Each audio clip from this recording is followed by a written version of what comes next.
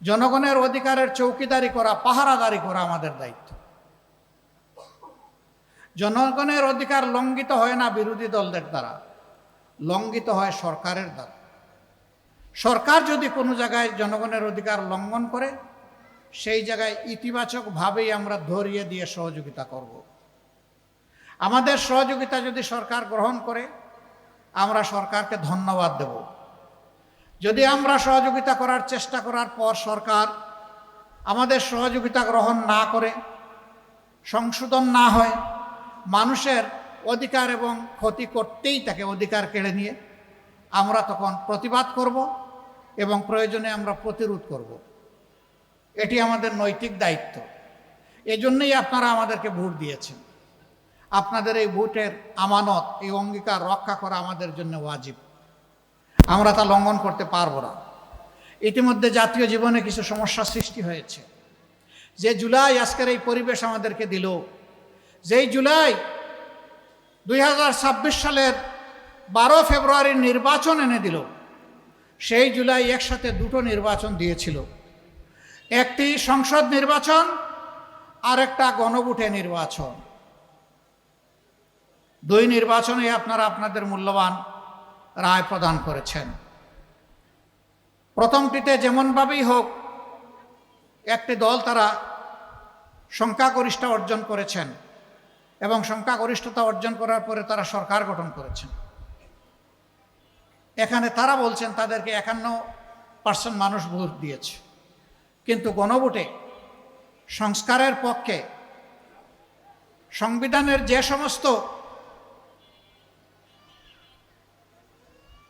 আইনের কারণে এতদিন জনগণ অধিকার হারাচ্ছিল, ফ্যাসিবাদ কায়েম হয়েছিল, সেই জায়গাগুলো পরিবর্তন করে সংস্কার করার পক্ষে রায় দিয়েছে 68.1% মানুষ।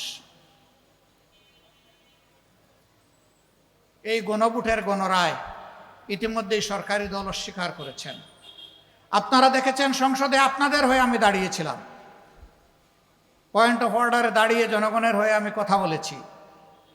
মাননীয় স্পিকার আমাকে নোটিশ দিতে বলেছিলেন। কার্যপ্রণালী বিধির 62 বিধিতে আমি নোটিশ দিয়েছি। এটা গ্রহণ করে 2 ঘন্টা আলোচনা হয়েছে।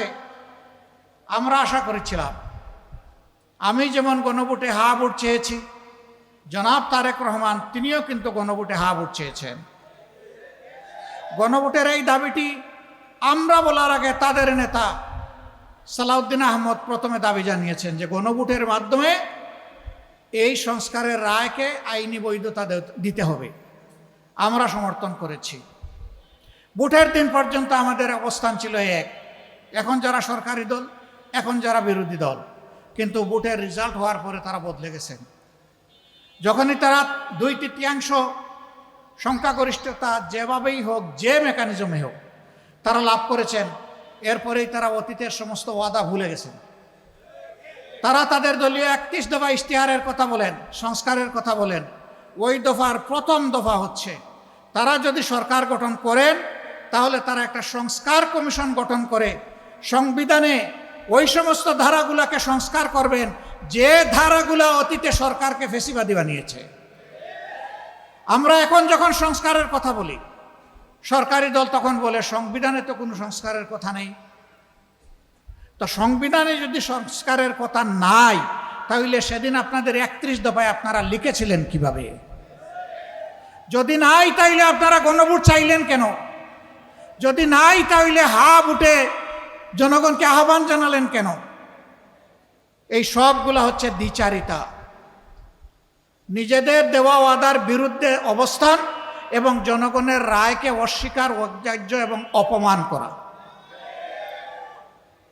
যখন স্পিকার এই ব্যাপারে কোনো সিদ্ধান্ত দেননি, আমরা আশা করেছিলাম স্পিকার সিদ্ধান্ত দিয়ে বলবেন গণভোটের রায় গ্রহণ করা হলো।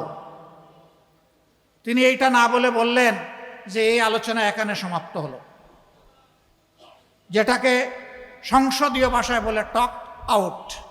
আলোচনা হয়েছে, ফেলে দেওয়া হয়েছে, এখন আর নাই। আমরা মর্মাহত হয়েছি, জাতি কষ্ট পেয়েছে। আমরা তখন জাতিকে কথা দিয়েছি যেমন ইলেকশনের আগে আপনাদেরকে বলেছিলাম, আমরা নির্বাচিত হয়ে সরকার গঠন করলে, আমরা বিজয়ী হলে আপনারা গণভোটে যে রায় দিবেন সেটা আমরা বাস্তবায়ন করব। আমরা যেহেতু সরকার গঠন করতে পারিনি, যেহেতু সংসদের ভিতরে আমাদের কথাকে, জনগণ কথাকে, ন্যায্য কথাকে আমলে নেওয়া হয়নি, সেই কারণে আমরা আবার জনগণের দাবির সাথে একাত্ম হয়ে জনগণের কাছে ফিরে এসেছি এবং সেই দাবি আদায়ের জন্য আজকে থেকে আমরা আন্দোলন শুরু করেছি। আপনারা দেখেছেন বায়তুল মুকাররম উত্তর গেটে আজকে এই দাবি আদায়ের জন্য আর এই দাবিকে অপমান করার জন্য, তার প্রতিবাদে এবং দাবি আদায়ের পক্ষে প্রথম কর্মসূচি বাস্তবায়িত হয়েছে। এটা আমাদের শেষ নয়, এখান থেকে শুরু। আমরা কথা দিচ্ছি, আমরা আস্থাশীল, ইনশাআল্লাহ আপনাদেরকে সাথে নিয়ে এই দাবি আমরা আদায় করেই ছাড়ব। আমাদের সামনে বিকল্প কোনো রাস্তা খোলা নেই। আমরা চাই না আবার ফ্যাসিবাদ আমার বাংলাদেশে কায়েম হোক। বাংলাদেশের একজন নাগরিকও চায় না বাংলাদেশে আবার ফ্যাসিবাদ ফিরে আসুক। সুতরাং আমাদের অবস্থান স্পষ্ট। আরেকটি বিষয়ে কথা বলতে হয়, ইরানের উপর অবৈধ যুদ্ধ চাপিয়ে দেওয়ার ফল হিসাবে বিশ্ব একটা কঠিন পরিস্থিতির মুখোমুখি হয়েছে। বাংলাদেশ জ্বালানির সংকট তীব্র আকার ধারণ করেছে। আজকে মাননীয় প্রধানমন্ত্রী অফিস করতে গিয়েছেন তেজগাঁ প্রধানমন্ত্রীর কার্যালয়ে। যাওয়ার সময় নিশ্চয়ই তিনি দেখেছেন কিলোমিটারের পর কিলোমিটার একটা গাড়ির পিছনে আরেকটা গাড়ি, একটা মোটর সাইকেলের পাশে গেছে আরেকটা মোটর সাইকেল, হাজারো গাড়ি, হাজারো মোটর সাইকেলের মিছিল তিনি দেখেছেন। মিছিলে মানুষ এগিয়ে যায়, আর তিনি যা দেখেছেন, আমরা যা দেখি, সবগুলো সেখানে স্থবির হয়ে আছে। ওই চাকাগুলো এখন আর ঘুরছে না। কোনো কোনো জায়গায় গাড়িতে তেল নাই, এখন মানুষ দিয়ে টেনে নেওয়া হচ্ছে। এক জায়গায় দেখলাম যে গরুর গাড়ি দিয়ে গাড়ি টানা হচ্ছে। অথচ আমরা যখন জাতীয় সংসদে এই বিষয়টা জানতে চেয়েছি এবং বলেছি যে এটা তো বর্তমান সরকারের সৃষ্ট কোনো সমস্যা নয়, এটা বিশ্বব্যাপী একটা সমস্যা। আমরাও এই সমস্যার নিরসনে অবদান রাখতে চাই। খোলামেলা আলোচনা করুন, সত্য কথা প্রকাশ করুন, সমস্যাগুলো তুলে ধরুন, আমরা সবাই মিলে সমাধান করব। না, তারা এটা শুনবেন না। তারা এমনভাবে বিবৃতি দেন দাঁড়িয়ে, মনে হয় যেন বাংলাদেশ এখন তেলের উপরে ভাসছে। বাংলাদেশ ভাসছে না।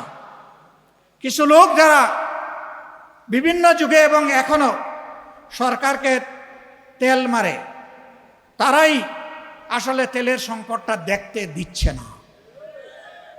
মনে রাখবেন, এই তেলে অনেকেই অতীতে পিছলে গিয়ে কোমর ভেঙেছে। আমরা চাই না আপনারা দেশকে নিয়ে কোনো বিপদে পড়েন, কারণ দেশের মানুষের কষ্ট আমাদের সবার কষ্ট। আমরা এটার আশু সমাধান চাই। আমরা চাই বহুদলীয় ডায়লগ হোক, বসেন, খোলা মনে বসেন, আমরা সবাই মিলে সহযোগিতা করব, রাস্তা সবাই মিলে বের করব। এই জন্যে এখানে যারা উপস্থিত তাদের সকলেরই হয় কারো সন্তান, কারো নাতি নাতনি স্কুলে যান, আপনাদের সবাইকে সোচ্চার হতে হবে। আপনারা বলে দিবেন আমাদের শিশুদের উপরে প্রথমেই এই হাতিয়ার চালাবেন, আমরা তা হতে দেব না। সম্মানিত ভাই ও বন্ধুগণ, এই এলাকার যে দাবিগুলো আছে ইনশাল্লাহ আপনাদেরকে সাথে নিয়ে আমরা সমাধান করব। আমার উপর যেহেতু জাতীয় পর্যায়ের দায়িত্ব আছে, আপনাদের ভালোবাসা আগামী দিনেও পাব। শুধু এই এলাকা নয়, বাংলাদেশের জন্য কি করতে পারি, আমি সেই পরামর্শ এবং দোয়াও আপনাদের কাছ থেকে চাই। আমি সেদিন সংসদে দাঁড়িয়ে বলেছি, মাননীয় সরকারি দল, এই গদি চিরস্থায়ী কারোর জন্য নয়। আজকে যে জায়গায় আপনারা বসেছেন সে জায়গায় বসে অনেকে দীর্ঘদিন দেশ চালিয়েছেন, আজকে এই সংসদে তাদের একজনও নাই। আমি যে জায়গায় বসে আছি এই জায়গায় একদিন আপনারা বসেছিলেন, এখন আল্লাহ তাআলা আপনাদেরকে ওই জায়গায় নিয়ে গিয়েছেন। মনে রাখবেন, অতীতের সরকারি দল, বিরোধী দল অনেকেই এখন সংসদে আসতে পারেননি। সুতরাং ভুলে যান কে সরকারি দল আর কে বিরোধী দল, বরঞ্চ সম্মান করুন জনগণকে, অধিকারের জন্য অধিকার দেওয়ার জন্য চেষ্টা করুন, আল্লাহ সম্মানিত করবেন। আজান হয়ে গেছে, আপনাদেরকে আবারও শুকরিয়া, কৃতজ্ঞতা, ধন্যবাদ। দেখা হবে ইনশাআল্লাহ। অফিস চালু হলে আপনাদের দাওয়াত থাকলো এবং সংসদেও আপনাদের দাওয়াত থাকলো। যারা সংসদ অধিবেশন দেখতে চান ইনশাআল্লাহ তাদেরকে আমরা সুযোগ করে দেব। আল্লাহ হাফিজ। বাংলাদেশ জিন্দাবাদ। আসসালামু আলাইকুম রহমতুল্লাহ।